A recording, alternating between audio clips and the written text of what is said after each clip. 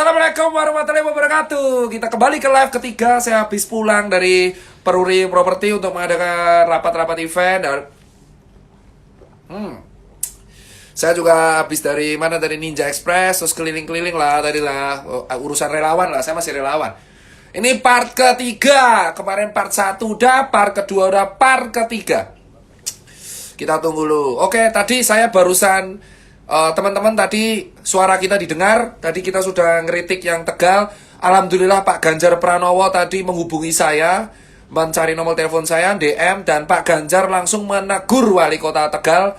Dan saya langsung diminta Pak Ganjar untuk datang ke Semarang dan survei ke Tegal. Jadi suara rakyat didengar teman-teman. Jadi kritikan kita didengar oleh Pak Ganjar Pranowo. Terima kasih buat Pak Ganjar Pranowo yang telah menanggapi kritikan kita di media sosial dan juga membalas DM saya. Saya DM sama Pak Gubernur. Kehormatan bro. Gila, DM saya dibalas sama Pak Ganjar sampai ditelepon. Kapan lagi ditelepon sama Pak Ganjar, dan beliau mengatakan bahwa wali kota Tegal dan ke DPRD Tegal ditegur. Kita rakyat itu nggak boleh takut. Kita punya freedom of speech. Sekarang saya akan bersuara lagi. Part 3, ada 10 part saya akan katakan pengalaman selama 7 bulan di lapangan. Pertama, gini guys ya. Kita ini kan freedom of speech ya. Kita ini kebebasan berbicara. Ya, kita itu boleh berbicara. Selama kita kritik. Kalau kita kritik dijemput, kalau kita kritik dibungkam, di mana freedom of speech-nya? Saya tidak menghina ya kan, saya juga tidak mendiskreditkan, kita hanya mengkritik. Sebuah sistem kalau mau maju itu harus mendengarkan kritik. Freedom of speech, kebebasan berbicara. Tergantung orang mau nanggapinya gimana. Pro dan kontra itu wajar. Kalau kalian ingin menanggapi kritik saya dengan baik, ya udah, bagus. Kalau kalian nggak percaya, buktikan dengan opini. Ini soal argumen. Kita boleh bersuara. Paham? Kita boleh bersuara. Kalian anak muda punya media, ya boleh bersuara. Jangan sampai kalian ketakutan untuk bersuara. Paham guys? Freedom of speech, pasal 28. Kalau misal saya suatu saat Dokter Tirta nggak takut dijemput, saya nggak takut. Karena ini freedom of speech. Nah, sekarang saya akan ceritakan. Tapi sebelumnya saya ucapkan terima kasih buat Pak Ganjar Pranowo yang langsung membalas kritik dengan elegan dan langsung menegur wali kota Tegal dan langsung menegur DPRD Tegal, langsung klarifikasi di media sosial dan klarifikasi juga di beberapa media dan langsung meminta saya ke Tegal. Contoh, saya nggak kampanye, ada DM nanti saya capture. Gini, kawan-kawan, sekarang saya tanya, saya sudah berkata kemarin, ya, dari kemarin saya mengatakan banyak dari kita yang disalahin selalu masyarakat, yang disalahin selalu rakyat. Dari Februari, kita tahu bahwa pejabat kita mengeluarkan statement yang luar biasa menurut saya blunder. Ya, tapi pada waktu itu disalahin nggak mau. Ada yang mengatakan corona nggak akan masuk Indonesia, malah nyewa influencer pariwisata. Ada yang mengatakan pakai empon-empon, kayak nasi bungkus. Ada yang buat meme aneh gitu. Tapi sekarang kenapa di September yang disalahin rakyat ketika corona viral? Coba salahin, berani nggak Satgas Covid menyalahkan penanganan Covid dari bulan Maret yang mengeluarkan statement sembarangan? Kemarin saya bilang masyarakat disalahkan. Banyak buzzer mengatakan bahwa Tirta omong kosong. Loh, barusan hari ini Covid di Indonesia tembus rekor 4.000 per hari. Dan ternyata setelah jumpa pers, Satgas Covid menyalahkan rakyat. Mengatakan tidak patuh protokol, tidak ada empati.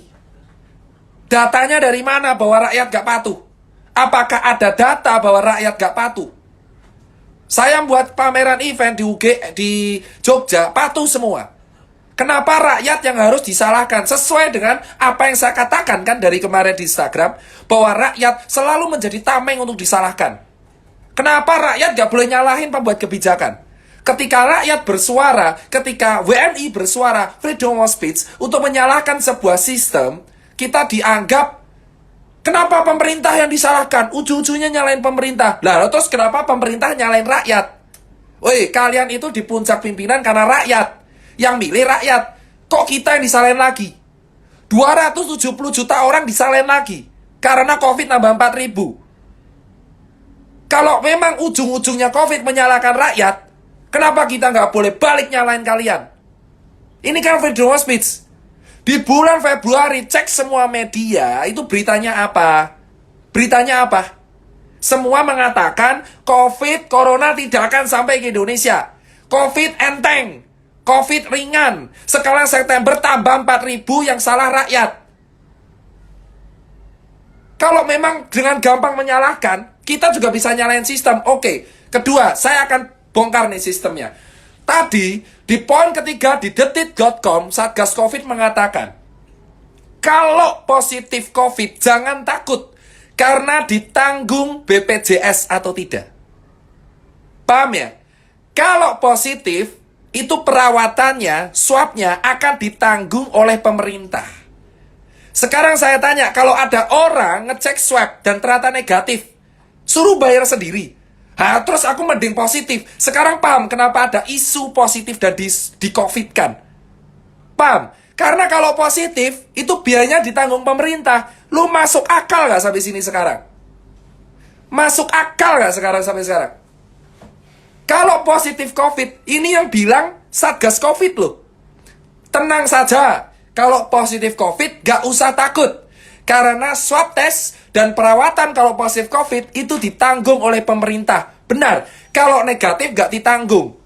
Sekarang ada orang meninggal, meninggal dadakan ke rumah sakit. Tiba-tiba besok dikuburkan sesuai protokol. Tiba-tiba hasilnya positif. Kenapa? Ya karena ditanggung, bos. Logika. Pakai logikanya. Saya tidak menuduh ada isu pengkovitan dan kawan-kawan. Tapi saya melempar pertanyaan ke masyarakat. Semua yang nonton live ini silakan bertanya dengan hati masing-masing dan dijawab sendiri. Jika perawatan COVID dan swab test ditanggung pemerintah jika positif, kalau negatif gimana? Bayar sendiri, bos. Bayar sendiri, bos. Swab test itu 1,5 juta sampai 2,3 juta, bos. Dan prosesnya 3 hari, bos. Jarang ada swab test bisa sehari. Di luar pulau bisa sampai berminggu-minggu, bos. Ya? Berminggu-minggu swab test itu. Bisa sampai seminggu, 2 minggu, 3 minggu. 3 hari, 5 hari baru keluar hasil swab test. Dik, kamu swab test berapa hari? 3 hari. Ada contoh hasilnya? Ada. Nah, ini ya. Salah satu tim saya nggak hoax. Tim saya, Andika E. Putra, swab test di sebuah rumah sakit. Saya nggak akan sebutkan. Berapa hari? 3 hari. Baru keluar. 3 hari baru keluar. Itu harus diminta dulu, kalau enggak. Harus diminta dulu. Kalau enggak dikasih. Nggak dikasih. Nih hasil COVID. Hasil kalau dia negatif. Dia negatif. Jadi Andika, kamu cek ya di sebuah klinik, benar? Ini hasilnya kayak gini nanti. Hasilnya kayak gini. Nih hasilnya negatif. Alhamdulillah. Kamu bayar berapa, Dik? 1,5 juta. Bayar sendiri apa ditanggung? Ditanggung. Tanggung siapa? Kantor. Oh, kantor. Tapi kalau negatif, kalau positif ya nggak tahu. Kalau positif ditanggung pemerintah. Tapi ini swab lu ditanggung siapa? Kantor. Kantor kan? Nah, Ini harus diminta. harus diminta. Hasil harus diminta. Dan biayanya harus diminta. Biaya harus diminta. Harus diminta. Kalau diganti kantor. Soalnya apa? Yang ditanggung pemerintah hanya yang positif. Logika nggak? Terus ada orang meninggal masuk rumah sakit. Ya kan? Kalau negatif dia nggak bisa bayar, nggak di swab. Yang bayar pasien. Kalau nggak rumah sakit. Terus kalau COVID itu ditanggung sama pemerintah. Paham? Bisa klaim, bro. Kalau misal positif. Ini yang membuat ada isu pengkovitan tuh itu sebenarnya. Isu ini terjadi karena ada klaim. Kalau misal positif diganti, kalau negatif ditanggung sendiri. Betul. Paham nggak, bos? Itu yang terjadi di 7 bulan terakhir, bos. Bisa jawab nggak itu semuanya? Rumah sakit salah? Ya enggak lah. Ada isu rumah sakit is business. Welcome to Indonesia. Saya lupa yang mengeluarkan statement itu di podcast siapa. Welcome to Indonesia. Rumah sakit bisnis. Saya akan bantah di sini, bosku. Sekarang rumah sakit itu, kalau swabnya negatif, pasien nggak bayar, itu yang nalangi rumah sakit. Yang nalangi rumah sakit. Rumah sakit dituduh bisnis. Sekarang gini, rumah sakit kalau mau COVID-nya ini ditanggung harus klaim ke pemerintah. Terus ada orang negatif gak bisa bayar tuh yang nalangi rumah sakit. Paham sampai sini, bos? Salah nggak kalau ada orang meninggal dadakan tiba-tiba divonis COVID? Ya ben cair toh, bro.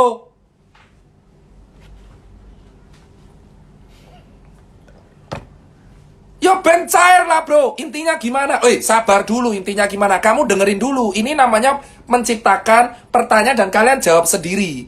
Saya tadi bilang di capturean, saya gak sebar hoax atau apapun. Yang ngomong itu Satgas COVID. Ada di Instagram saya. Jangan takut kalau pemeriksaan COVID. Karena kalau swab test Anda positif itu ditanggung pemerintah. Nah sekarang saya tanya, kalau negatif berarti bayar sendiri. Paham nggak? Swab test itu 1,5 juta, UMR 4 juta. Gimana orang mau ngecek orang udah mahal duluan? Kalau positif baru diganti, baru diklaim. Kalau ke rumah sakit gak bisa bayar, yang nalangi rumah sakit. Tapi caranya rumah sakit bokon rugi terus. Terus orang nyalahin rumah sakit berbisnis. Lah emang swabnya aja mahal, bro. Regennya tuh impor, dari distributornya impor. Kemarin ada isu swab test harus 500.000. Gimana caranya orang dari distributornya tuh mahal? Sekarang tanya, yang menyediakan regen swab tuh siapa? Kita kan nakes cuma melaksanakan, relawan cuma melaksanakan. Kenapa kita yang dituduh berbisnis? Paham kan? Paham sampai sini kan? Saya mengajari kalian untuk bicara 7 bulan. Ya, rumah sakit itu sudah dapat SOP bahwa kalau ada pasien swab, SOP-nya dari mana? Ya kalian tahulah siapa SOP-nya. Rumah sakit gak bisa buat kebijakan. Gak bisa. Nakes melaksanakan, relawan edukasi, kita pelaksana. Ya, swab test ini wajib. Kalau positif ditanggung pemerintah, kalau negatif bayar sendiri. Tapi ya tuh. Nah, kalau misal pasien nggak mampu gimana? Yang nalangi rumah sakit. Bukan bisnis. Rumah sakit itu dapatnya udah mahal. Paham? Swab test itu rumah sakit dapatnya udah mahal. Terus siapa yang jual? Ya nggak tahu. Kalian cek siapa yang menjual swab test lah. Saya cek semuanya. Ayolah, kita belak-belakan. Semua rumah sakit mengakui kok. Ada videonya. Di YouTube saya ada. Manajer serumah sakit tempat saya bekerja pun bilang, dia udah beli swab tuh udah mahal. Kalau positif ditanggung pemerintah, kalau nggak ada duit baru disubsidi silang. Sekarang salah nggak kalau ada isu pengcovidan? Orang kalau covid positif bisa klaim kok. Kenapa nggak semua swab? Ini akan berubah statement kalau semua swab digratiskan. Kalau Anda solusinya, kalau ada buzzer bilang Tirta cuma koar-koar doang, mana solusinya? Loh, saya kasih solusi. Kalau Anda pengen keadilan, pengen warga swab semua, tolong kasih swab gratis. Kayak Surabaya, swabnya murah, kasih swab gratis. Jadi tidak ada isu pengcovidan. Realistis, talangi, negara hadir ngasih swab gratis. Maka semua orang akan mau cek. Kalau hanya positif yang ditanggung, yang negatif gimana? Yang negatif gimana? Pikir pakai logika kalian. Kalau positif yang ditanggung, yang negatif gimana? Sementara UMR 4 juta per bulan. Tes swab aja 1,5. Sisa 2,5 buat hidup. Kalau mau ya swab gratis. Kalau Anda ingin testing gratis 3T, test tracing treatment sukses, swab gratis. Salah nggak kalau ada isu pengcovidan? Salah. Sekarang saya tanya, rumah sakit merugi. Saya ajari kalian berpikir dengan cara logika. Rumah sakit merugi karena nalangi tes COVID. Salah nggak kalau dia ngeklaim ke pemerintah? Supaya dapat nutupi kerugian. Kalian nyalain rumah sakit, nggak logis. Sekarang saya tanya, rumah sakit sudah dapat swab tuh mahal. Ya, rumah sakit tuh dapat swab mahal. Dokter itu memeriksa. Dokter tidak bisa sama sekali membuat kebijakan. Iris kuping saya kalau bohong ya. Saya siap taruhan itu. Dokter tidak bisa buat kebijakan. Dokter itu pelaksana. Melaksanakan tes. Disuruh. Sumpah dokter. Rumah sakit membeli swab dari distributor. Bukan dia bisa membuat kebijakan. Ketiga, kalau swab positif, baru ditanggung oleh pemerintah. Klaim BPJS atau no BPJS. Kalau negatif, gak ada duit yang nalangi rumah sakit. Yang mending orang positif semua. Bener gak? Logika. Kalau negatif suruh bayar sendiri, mending positif kabeh. Bener gak? Bener gak? Bener gak? Ayo kita bicara logika. Saya mengajari kalian berpikir secara realita dan logis. Jangan pakai emosi. Kalau misal yang ditanggung yang positif doang, mending saya positif loh daripada negatif.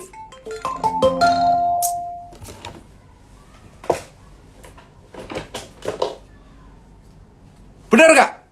Logika. Kalau misalkan yang positif doang yang ditanggung, yang negatif suruh bayar sendiri, mending saya jadi positif no. Gratis. Mending aku positif COVID, gratis bro. Timbang negatif. Logika bro. Rumah sakitnya rugi kok. Rumah sakitnya rugi loh posisi. Saya bongkar ya semua faktanya. Rumah sakitnya rugi. Renek rumah sakit laba. Pera rugi bro. APD larang kok nalangi dewe kok. Kau kira APD itu suruh beli? APD itu beli sendiri bro. Rugi bro.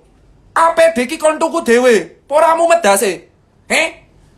Ini kemarin residen dari sebuah rumah sakit gede di Jakarta ngajuin ke saya donasi N95. Saya ada bukti capture-nya.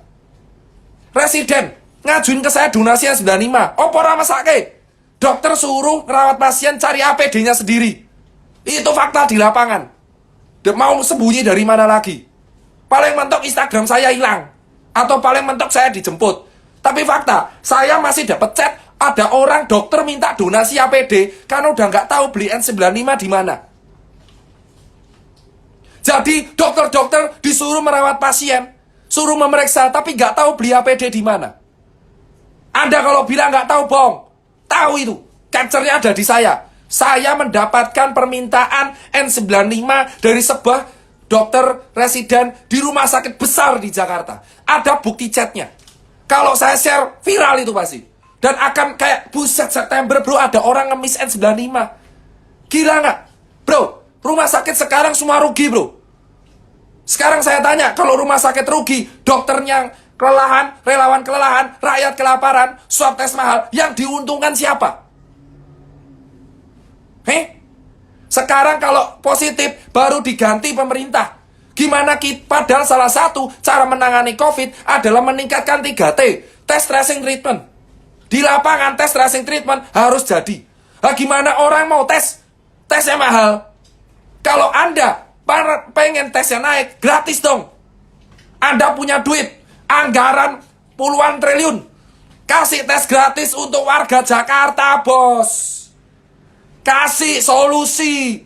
Tes gratis buat warga Jakarta. Kalau cuma menyalahkan rakyat, saya juga bisa nyalain atasan.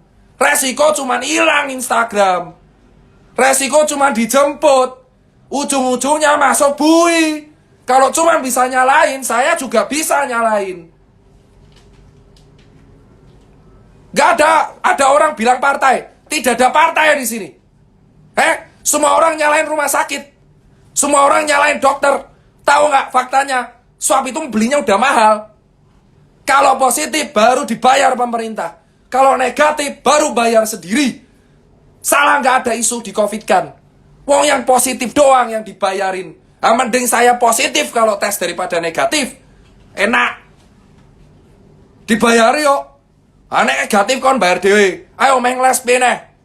Coba tanya semua manajer rumah sakit. Mereka tuh beli swab udah mahal. Keuangannya rata-rata merah rumah sakit.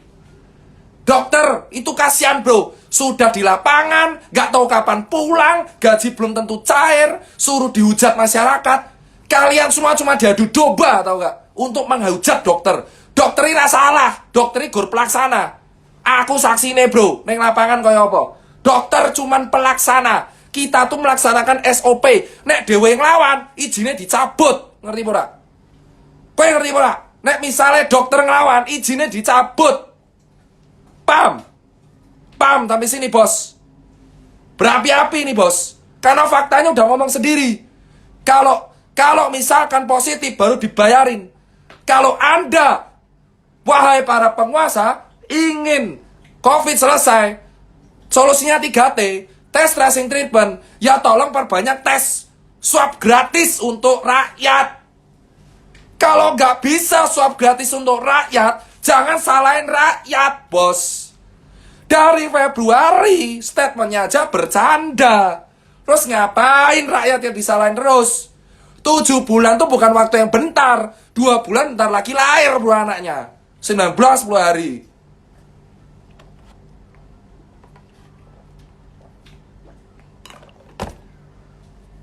Semua menyalahkan dokter. Dokternya gor menang. Kenapa? Bingung menjawab ya, soalnya pelaksana. Saya kasih tahu, dokter tuh rakjel. Sama kayak kalian. Kita pelaksana. Kalau kita ngelawan izin kita bisa dicabut. Selemah itu kekuatan kita, bos. Saya bicara fakta, bos. Kalau kita bersuara aneh-aneh, melawan sebuah sistem, kita bisa resiko dicabut izin dokternya. Gimana kita bisa bersuara ancamannya cabut, bro? Paham, bos? Perbanyak tes itu yang penting. Tapi yang banyak tes, regone larang. Perbanyak tes untuk mencegah COVID. Tapi kita bayari kalau positif. Nek negatif ragam bayar. Tapi ya itu, masa satu negara kon positif. Masa warga negaranya harus positif semua baru dibayarin.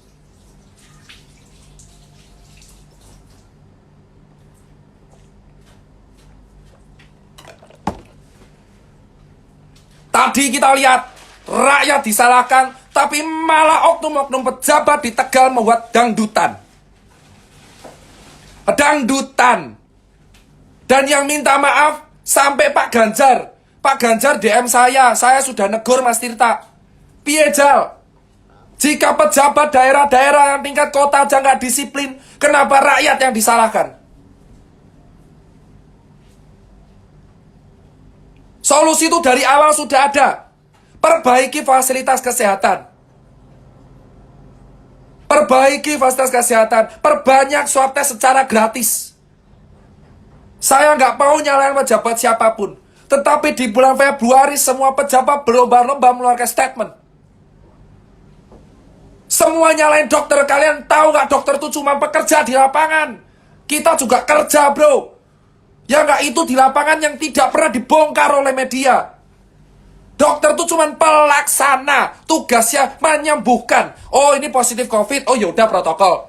Oh ini negatif, oh yaudah nggak protokol. Itu tugas dokter, bro. Kita tuh APD aja sebagian beli sendiri, bro. Apa nggak sakit hati, bro? Sudah duit nggak tahu dapat dari mana, dihujat banyak orang.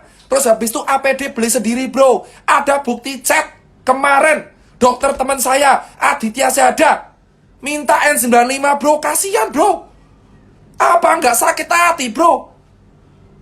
Terus yang disalahin rakyat benci sama nakes. Nakes itu dari awal pelaksana, bukan pembuat kebijakan. Camkan itu, bos. Kalau kalian mau menyalah-nyalahkan, salahkan siapa yang statement di bulan Februari bahwa corona tidak masuk Indonesia. Paham, bos? Dokter itu cuma pelaksana, tidak untuk membuat kebijakan. Dan rumah sakit membeli swab test sudah mahal, bos. Sekarang tracingnya aja berantakan, bos. Data carut-marut, tracing berantakan, dan nyalain rakyat. Rakyat nyalain nakes. Itu solusi dari mana, bos? Hah? Dokter kalau bersuara ancamannya cabut izin. Tahu kalian semua. Itu yang saya katakan. Kenapa saya 7 bulan tetap stay cool. Merek kaos kaki itu. Stay cool. Kenapa? Karena kalau kita berbicara aneh-aneh, ancamannya izin praktek dicabut.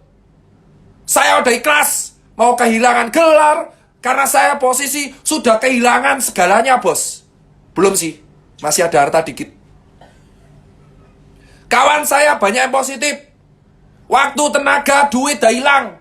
Toko banyak yang tutup, kawan saya banyak yang bangkrut, bahkan kawan saya ada yang meninggal. Saya kehilangan gelar pun ikhlas, tapi saya harus bersuara menyuarakan kawan-kawan saya. Dokter itu kalau bersuara ancamannya cabut izin, karena dianggap cari sensasi. Gimana dokter mau bersuara kalau ancamannya masih ada? Freedom of speech, tapi freedom of speech hanya untuk yang punya kekuasaan, kalau punya backing. Kalau kita orang biasa, kita nggak bisa freedom of speech. Gimana kita mau tes kalau tesnya mahal, sementara ditanggung positif? Isu pengcovidan itu hadir karena ada klaim. Kalau positif bisa klaim. Paham kalian bosku? Itu realitanya. Di lapangan, kalau positif COVID, klaim. Kalau negatif, bayar dewe. Modiar sak das-dase. Piye we? Wes gajine petang yuto, gajine 4 juta, gejala suruh tes. Negatif, kon bayar dewe. Kemarin saudara saya ada yang COVID, tapi keluarganya tes suruh bayar sendiri. Sebenarnya banyak yang mau bersuara, tapi takut. Saya ingin kalian semua bersuara. Semua yang udah tes COVID swab, bayar sendiri. Kalau positif, baru dibayari. Mumet bro. Piye? Ayo arep debat po. Dokter Igor Pelaksana. Kalau hasilnya positif, baru kita rawat. Negatif ya dirawat. Tapi bukan kita yang bisa mengcovidkan apa enggak. Itu hasil dari lab. Puslit Bangkes. Tahu nggak? Terus ada jenazah datang mati dadaan tiba-tiba besok COVID. Kenapa? Ya ben iso diklaim. Logika dinggo. Duitnya neng di ora dong. Sing jelas dokternya ra entuk. B, ayo.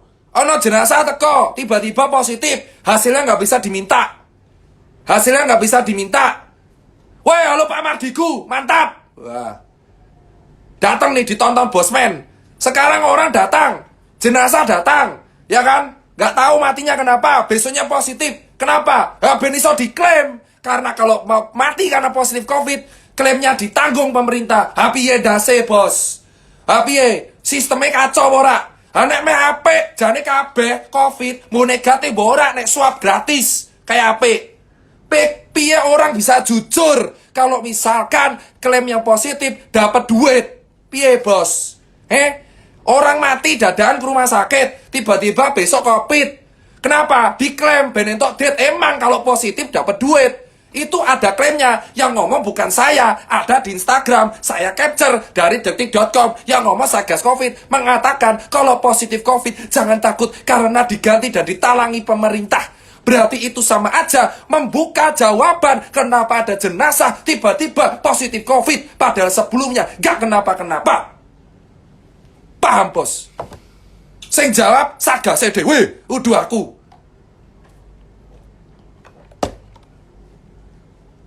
Sing salah sapa? Ya jelas sing dhuwur-dhuwur lah, bro. Sing dhuwur lah, kowe ngerti sing ning dhuwur sapa? Rasa diomongke, bro. Ngelu, bro. Piye? Terus kowe kabeh semuanya menyalahkan dokter. Salah alamat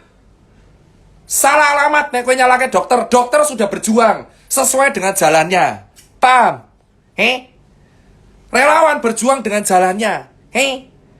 Pasien berjuang dengan jalannya. Ngerti, bos? Logika aja, pakai pikiran, otak dipakai. Kalau saya salah, tapi ya sing ngomong Satgas dhewe. Kalau positif diganti. Salah ra ono jenazah, mending positif toh. Untuk dit. Bener, Adik? Kalau kamu bapaknya mati, kalau positif COVID dapat duit, negatif gak dapat. Mending positif gak? Mending positif. Logika nih, ini saksi nih. Misal amit-amit kamu punya saudaranya mati dadaan. Terus positif COVID diklaim. Bisa, kalau negatif gak dapat duit. Mending positif atau negatif? Positif lah. Gini cari duit susah, Pak. Logika, bos. Sing salah sapa? Dokternya ya utuh. Dokternya kan ngerawat.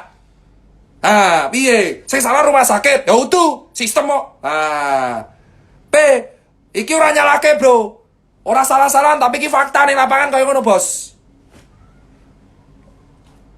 Kuwi, takoni wae, ayo, do ngomong. Rasa meneng ae. Semua dokter berani bersuara, tapi jangan dicabut izinnya. Kalau dokter protes dicabut ya ora kelar-kelar, bro. Itulah freedom of speech di Indonesia.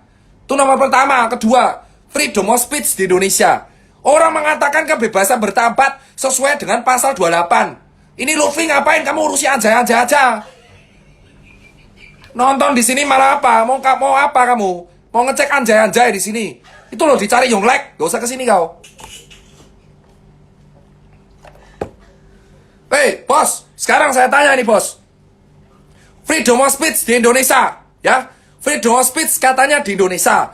Tapi kalau yang sesuai dengan penguasa, kalau kritik dijemput saja. Benar? Gimana kita bisa mengkritik? Gimana kita bisa mengawal kalau misal kita berbicara kritik aja kita bisa diapa-apain? Kalau dokter berbicara bisa dicabut izinnya karena melanggar etika alasannya. Gimana kita bisa mengawal, bos? Freedom of speech dari mananya? Ini freedom of speech. Orang mengatakan freedom of speech. Kebebasan berpendapat dijamin oleh negara. Pasal 28 UUD 1945. Diamandemen jadi A sampai H. Tapi kalau orang tersinggung kita bisa dilaporkan dengan UITE. Orang baper kita bisa dilaporkan. Jadi misalkan saya nyindir orangnya baper, saya bisa dilaporkan. Baper, bro. Kalau orang tersinggung bisa melaporkan, bro. Piye, Jal? Jadi misal aku ngomong, Andika, kamu gedut. Terus Andika tersinggung, laporin UITE. Aku kena. Handi freedom of speech. Kalau kamu nggak mau tersinggungannya, jangan main di tongkrongan yang ceng-cengan. Itu katanya Coki Muslim. Ya logika lah. Freedom of speech dari mana? Gara-gara UITE. Misalkan saya ngajak Andika. Andika saya ucapkan gedut. Terus dia lapor ke polisi. Gak terima. Tersinggung. Pakai UITE. Kenalah saya. Dari mana freedom of speech? Gimana kamu bisa mengeluarkan pengontrol pemerintahan kalau ada freedom of speech-nya dilarang? Pemerintahan berdemokrasi itu dari, oleh, dan untuk rakyat. Ada oposisi, ada pro. Kalau kamu mau menciptakan opini yang pro semua, ngapain, bos, kamu menciptakan freedom of speech? Jadi negara sosialis saja. Pahamnya satu suara.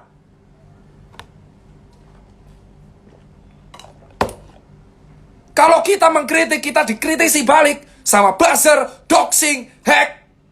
Mending aku deaktif akun, bros. Orang kritik, habis itu di doxing. Pemerintah yang stabil itu terjadi kalau ada kritik. Kita tugasnya mengkontrol. Dari, oleh, dan untuk rakyat. Pemerintahan ini terjadi dari, oleh, dan untuk rakyat. Freedom of speech, kebebasan berbicara. Gimana kita bisa mengontrol kalau kebebasan kita di-cut oleh agen-agen yang followernya 0, tapi ternyata dia bisa bongkar kita. Semua orang akan takut untuk berbicara kalau ditakuti seperti itu caranya. Pejabat di atas boleh mengeluarkan statement asal. Kalau anti corona, corona sembuh dengan pon-pon, obat anti corona, corona nggak akan masuk Indonesia. Tapi sementara rakyat jelata yang tidak punya kekuasaan ketika berbicara itu dikebiri, bos. Saya nggak takut bicara seperti ini. Haus. Tadi Pak Ganjar Pranowo mendengarkan kritik masyarakat. Kita kritik, Pak Ganjar mendengarkan. Tidak tersinggung. Tidak melaporkan. Langsung wali kota dan anggota DPRD ditegur. Terus kenapa? Itu contoh. Freedom of speech. Kritik yang membangun itu harus ada. Kalau kalian tidak mendengarkan kritik, gimana negara ini mau maju? Nomor 3. Part 3. Ini yang terakhir saya bahas. Fasilitas kesehatan kita tuh tidak merata. Fasilitas kesehatan kita tidak merata. Weh, bos, ada roti gak? Ntar, penyakit saya kambuhan. Oke, coba. Ntar, keselak, Bo. Minta dulu roti. Kecapean saya, sabar.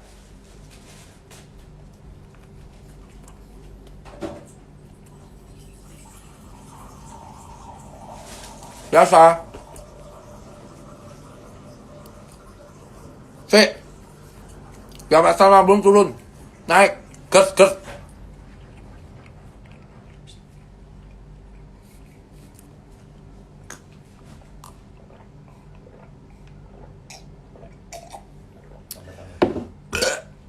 Nah, nih, next.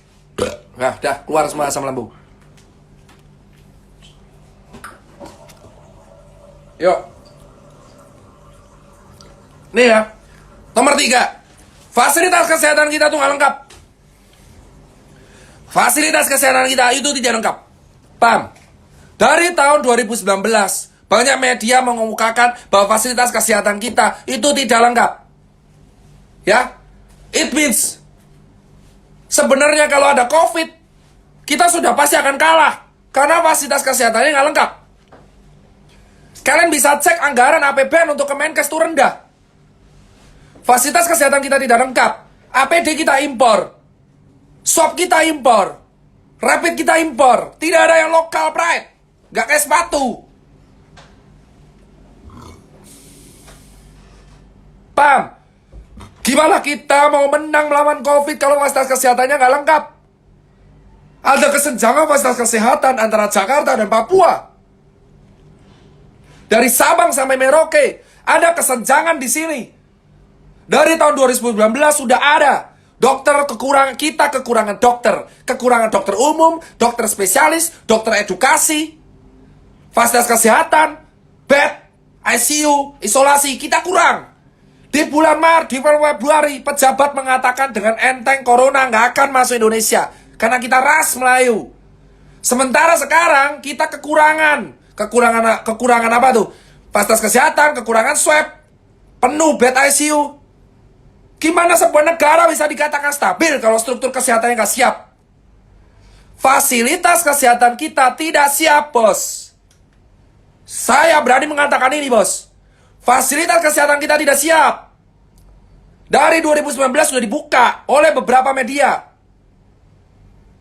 Terus mengatakan bahwa menyalahkan dokter, mengatakan dokter gak siap. Vaskesnya aja gak siap. Kenapa gak siap? Karena emang anggarannya gak ada. Jalan terus dibangun, tapi rumah sakit tidak direnov. Negara kita terlalu peduli dengan infrastruktur tanpa melupakan bahwa yang paling penting di sebuah negara adalah fasilitas kesehatan. Kita tidak siap melawan COVID. Ketika COVID sampai ke Indonesia, yang terjadi adalah seperti ini. Remuk vaskes kita. Anggaran yang kurang, keuangan yang berantakan. Makanya banyak isu pengkovitan. Karena anggaran rumah sakit hancur semua. Rumah sakit banyak yang merugi. Fasilitas kesehatan kita banyak yang tidak mumpuni. Banyak warga kita yang kaya raya kalau berobat itu ke Malaysia, Singapura, dan Cina. Sementara kita para dokter dipaksa untuk praktek dengan segala keterbatasan. Saya pernah di puskesmas, saudara-saudara.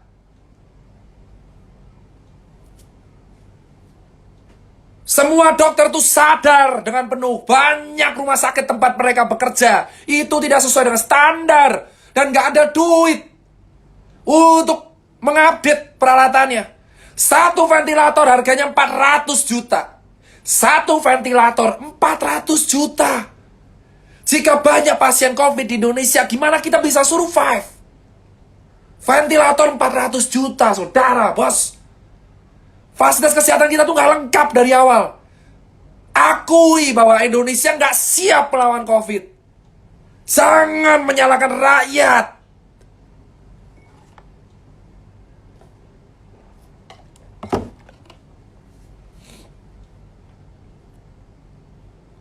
Coba dengarkan. Gimana kita mau melawan COVID kalau vaskes kita aja nggak lengkap? Yang lengkap cuma di Jakarta. Bayangin kota lain. Papua gitu misal. Emang lengkap. Saksi, dokter Sadewa, manajer saya. Ke Papua melihat rumah sakit gak sesuai standar. Itu banyak, bos. Terus kalian kasarin rakyat. Kemana aja kalian selama ini? Dari bulan Agustus 2019 sampai Februari kemana? Kemana kalian ketika corona viral di Wuhan? Kenapa kalian gak nyetok APD? Kenapa kalian gak nyetok regen swab test? Alih-alih malah beli rapid test. Kenapa? Kenapa, bos? Akui vaskes kita gak lengkap. Kenapa kita tidak mempersiapkan vaskes kita sejak Januari? Kasus COVID merebak di Wuhan dari Desember. Kenapa di Januari kita gak berjaga-jaga? Kenapa malah ngundang influencer pariwisata? Kenapa nggak menghabiskan uang untuk nginvest ventilator, nginvest swab test, nginvest regen PCR, alat PCR, APD, merek dari Korsel. Negara kita merupakan penjahit APD. Tapi kita menjual APD itu untuk Korea.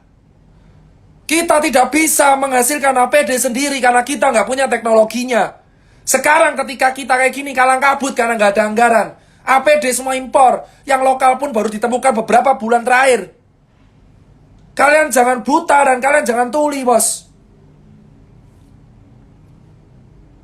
Siapa yang mengatakan, bos, dari Februari gak ada COVID. Januari kenapa kalian gak invest di APD, gak invest di swab test? Infrastruktur kau bangun. Pariwisata kau push. Investor datang ke Indonesia, tapi tidak ada yang menyentuh rumah sakit, tidak ada yang menyentuh APD, tidak ada yang menyentuh swab test. Sekarang ketika di September, rakyat yang kembali disalahkan karena nggak mau tes. Gimana mau tes yang ditanggung cuma yang positif?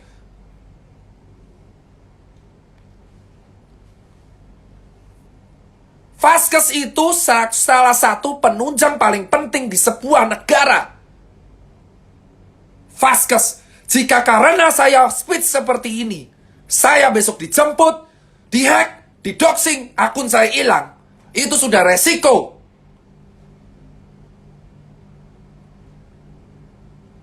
Nomor 4, vaksin itu bukan obat.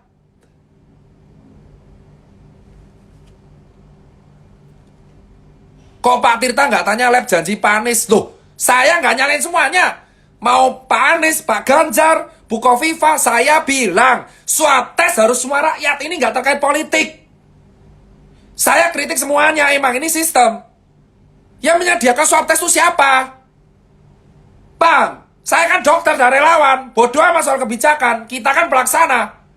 Kalau pelaksananya yang di lapangan nggak bener ya kita kritik. Kok kamu malah nyasar-nyasar kepala daerah, kepala negara? Saya dari awal tidak menyebut ini salah siapa. Tapi kamu cek sendiri di bulan Februari yang asal statement siapa. Nomor 4, vaksin bukan obat. Vaksin bukan obat. Siapa yang bilang vaksin itu obat? Hah? 4, vaksin bukan obat.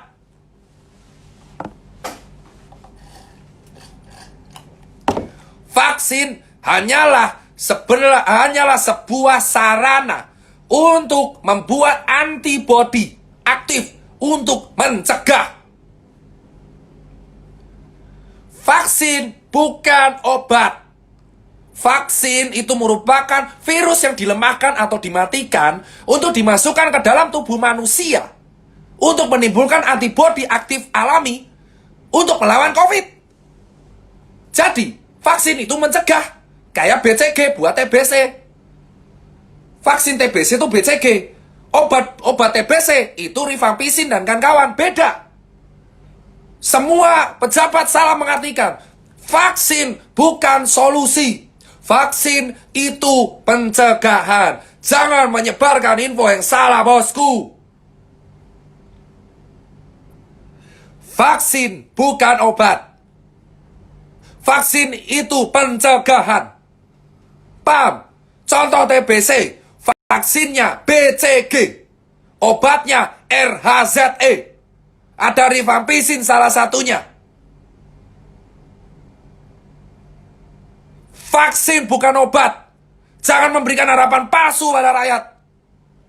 Vaksin adalah sebuah virus yang dilemahkan atau dimatikan untuk dimasukkan ke dalam tubuh manusia agar tubuhnya menghasilkan antibodi untuk melawan COVID jika terinfeksi.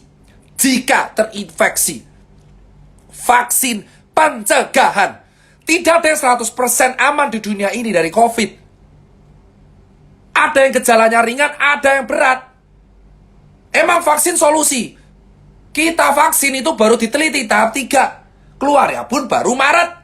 Kalaupun keluar itu yang disuntik tenaga medis dulu 30 juta. Peace. Dari mana ada pernyataan vaksin itu obat?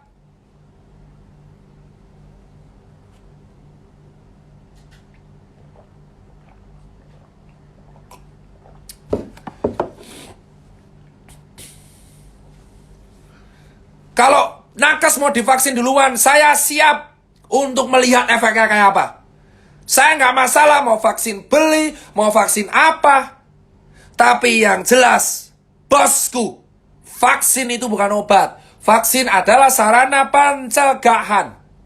Dan bukan solusi utama. Solusi utama ya protokol dari dulu. Pakai masker, jaga jarak, bla bla bla. Dan emang mencegah penularan yang mencegah migrasi. Yang harusnya dilakukan dari Maret dan April.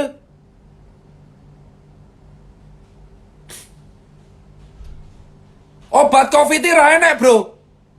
COVID itu virus. Gak ada obatnya. Kalaupun ada, itu untuk mengurangi gejala pada paru. COVID gak ada obatnya, bos. Obatnya adalah bed rest, narasi positif, olahraga, suplemen, dan obat pereda gejala. Makanya solusinya pencegahan. Gak ada obat COVID, bosku. Siapa yang bilang ada obat COVID? Jangan percaya statement di media, gak ada obat COVID, bosku. Dibohongi kalian selama semua ini, gak ada obat COVID itu, gak ada. Semua yang mengklaim obat itu pengurang gejala. Kayak kalau demam paracetamol, kerusakan paru hidrokloroquine. Hidrokloroquine itu obat malaria untuk mengurangi kerusakan pada paru. Plasma konvalesen itu untuk mengurangi gejala kerusakan atau menghasilkan antibodi. Vaksin pencegahan, mana obatnya? Jangan membuat asal statement untuk membohongi rakyat dengan harapan palsu. COVID itu virus. Bisanya dicegah. Dan memang dia bisa self-limiting disease. Kalau penyakit yang sembuh sendiri jika ditunjang oleh obat penunjang. Obat penunjang itu bisa obat pengurang gejala paru, gejala untuk tenggorokannya nggak sakit, mengembalikan indera penciuman, obat nyeri-nyeri sendi, suplemen, itu namanya self-limiting disease. Namanya virus, basisnya RNA. Siapa yang bilang COVID ada obatnya? Kita jangan mau dibodohi. Obat dari virus itu adalah self-limiting disease. Makanya COVID disembuhkan dengan cara 14 hari bed rest. Kalau ada gejala parah, masuk ICU. Masuk obat-obat pengurang gejala kerusakan paru. Salah satunya Avigan, hidrokloroquine, ada plasma konvalesen. Itu tugasnya dokter, spesialis paru. Jadi obat yang kalian kenal itu mengurangi kerusakan pada paru, bukan menghilangkan virusnya. Virusnya ukurannya 0,05 mikron. Jangan membodohi rakyat. Cara mencegah, makanya kita bisanya mencegah. Vaksin itu mencegah, bukan solusi utama. COVID itu virus. Vaksin cuma mencegah, isinya virus dilemahkan agar antibodi kita timbul. Yang bisa mengalahkan COVID adalah antibodi kita. Paham nggak? Yang bisa mengalahkan COVID-19 adalah antibodi tubuh kita masing-masing, bosku. Dengarkan ini baik-baik. Yang bisa mengalahkan COVID-19 adalah antibodi diri kita masing-masing, bosku. Kalau antibodi kita kuat, ya COVID gak akan bisa mematikan kita. Problemnya gimana cara menghasilkan antibodi yang kuat? Ya dengan cara ada yang olahraga, makan teratur, narasi positif, suplemen, lalu vaksin untuk mencegah. Dari mana ada isu vaksin itu obat? Kedua, COVID-19 kalau ada obat hidroksikloroquine, lalu ada plasma konvalesen, Avigan, itu adalah obat yang meredakan gejala keparahan pada paru. Meredakan kerusakan parenkim, paru. Paham? Bukan obat COVID, tapi obat penunjang yang meredakan kerusakan pada paru. Dokter tidak bilang statement bahwa ada obat COVID. Paham, bosku? Ketiga, obatnya COVID ya pencegahan. mencegah penularan. Itu dari dulu yang saya lakukan. Digas. Malah pejabat yang langgar sendiri.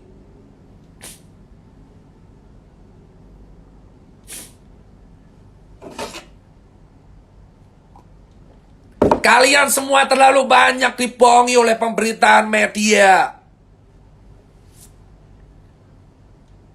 Kalian semua terlalu banyak dibohongi oleh pemberitaan oleh tokoh dan media.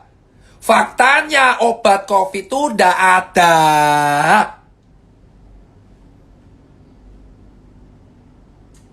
Tidak ada obat COVID. Vaksin itu pencegahan. Hidroksikloroquine itu obat meredakan kerusakan pada paru, sejenis dengan Avigan dan plasma konvalesen untuk menimbulkan antibodi. Yang bisa mengalahkan COVID hanyalah antibodi kita, imun kita, yang akan timbul tentara-tentara untuk mengalahkan virus COVID. Dokter kira gera tahu ngomong on obat COVID. Jangan pernah menyerang dokter yang aneh-aneh. Gak ada. Kita melayani. Dan kita emang gak pernah mengatakan COVID obat. Gak ada. Kita melayani terus, selalu mencegah. Kenapa? Karena emang itu realitanya. Kalian semua dibohongi, bosku. Gak ada yang namanya obat COVID ini renek. COVID itu virus. Basisnya RNA. Pakai reseptor di sini, ngerusaknya pernapasan. Makanya obatnya meredakan kerusakan pada pernapasan agar parenkim paru tidak jadi jaringan parut. That's the meaning of hidroksikloroquine, Avigan, dan plasma convalescence. Saya dokter. Dokter dari dulu bersuara ini. Gak ada obat COVID. Dan vaksin itu mencegah untuk membuat antibodi kita kuat. Kalau kalian pengen melawan COVID, perkuat antibodi kalian. Narasi positif, makan teratur. Lah gimana kita bisa antibodi kuat, orang warga aja nggak bisa makan. Inilah problem lingkaran setan di Indonesia. Paham, bosku? Orang menyuruh kita 3M, menjaga jarak, mencuci tangan, dan memakai masker. Tapi lupa bahwa antibodi kita muncul dari nutrisi. Gimana nutrisi kita bisa tercukupi kalau kita nggak bisa makan? Percuma kita melakukan 3M kalau kita nggak bisa makan, bosku. Karena antibodi muncul dari nutrisi, bosku.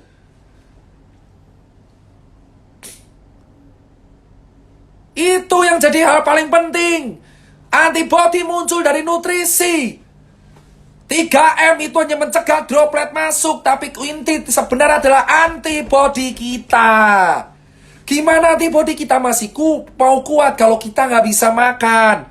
Itu yang saya tanyakan selalu ke pemerintah di atasan. Logika tanpa logistik itu anarki semua, saudara-saudara. Logika tanpa logistik itu anarki. Gimana kita bisa kuat kalau kita kelaparan? Gimana kita bisa selamat kalau kita nggak bisa makan? Gimana kalian mengharapkan kita selamat dari COVID kalau kita kejepit? Gimana kita bisa selamat dari virus pandemi kalau kita nggak bisa makan tiap hari?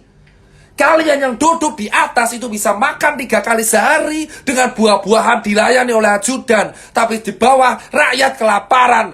Dan kalian mendenda mereka dengan 3M. Saya jawab sekarang saudara-saudara.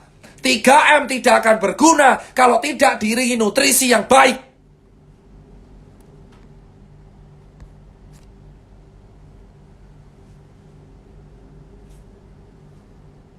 Logika tanpa logistik. 3M tidak akan ada guna kalau kita tidak diimbangi nutrisi yang baik. Makan cukup. Gimana kita bisa menang melawan COVID kalau rakyat kita masih ada yang kelaparan? Keadilan kita hanya setengah-setengah.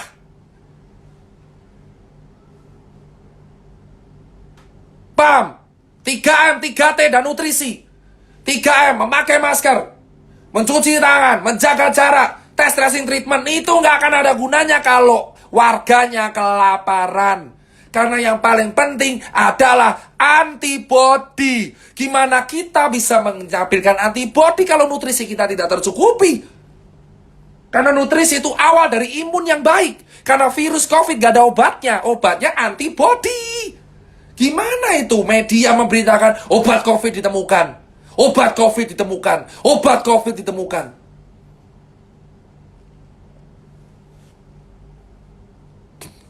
Jika kamu bisa menstabilkan nutrisi, antibodimu akan kuat. Pikirkan nutrisi wargamu terlebih dahulu, baru edukasi 3M. Karena warga di Cilincing, nelayan, saya edukasi di nelayan. Mereka nggak bisa makan, tapi mereka pakai masker. Ya mereka mati kelaparan tetap akan kena, karena mereka kelaparan. Kalau orang kelaparan, nutrisinya rendah. Paham, bosku?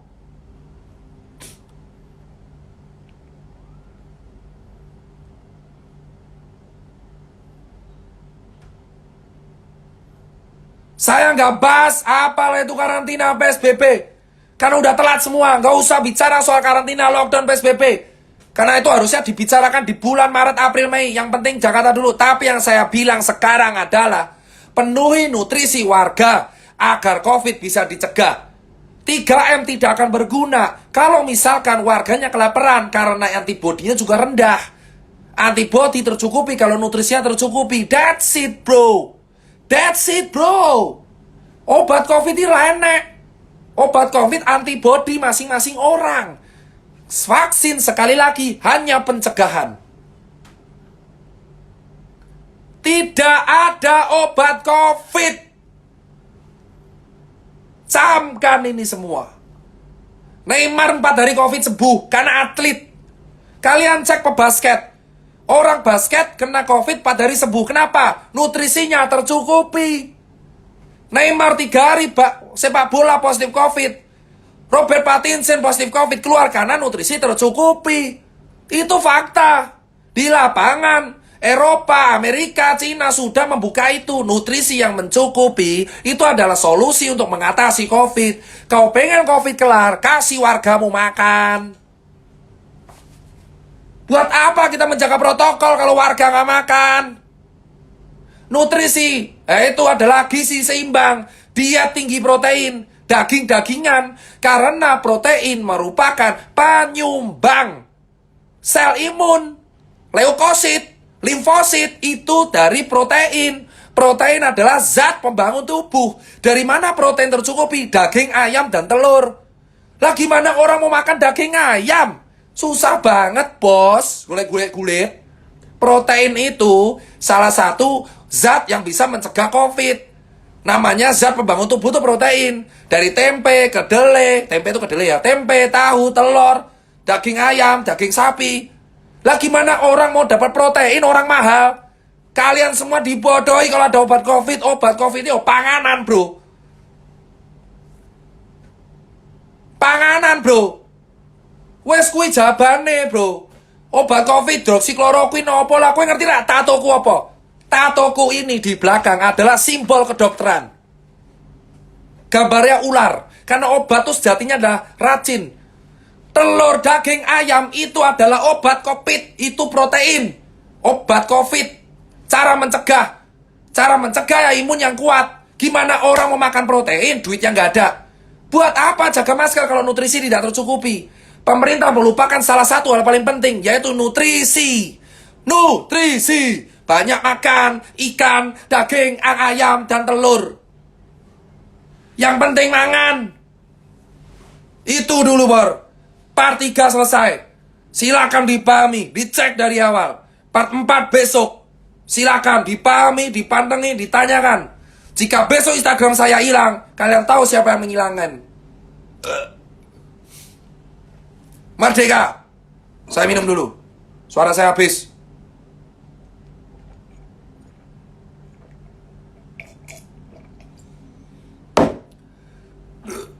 Pamitan dulu, guys.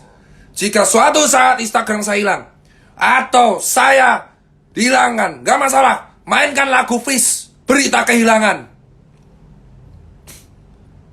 Saya dokter. Saya bisa berbicara soal itu. Pahami antibody. Jangan percaya media yang mengatakan obat COVID ditemukan. Pembohongan itu. Gak ada obat COVID.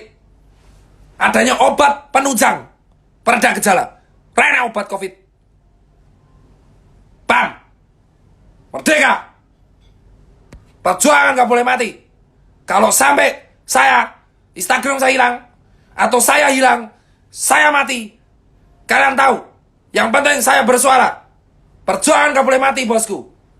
Negara ini dibangun dari darah pahlawan kita, darah perjuangan. Banyak orang meninggal dan wafat karena negara ini. Jadi gak boleh takut untuk bersuara. Jangan takut.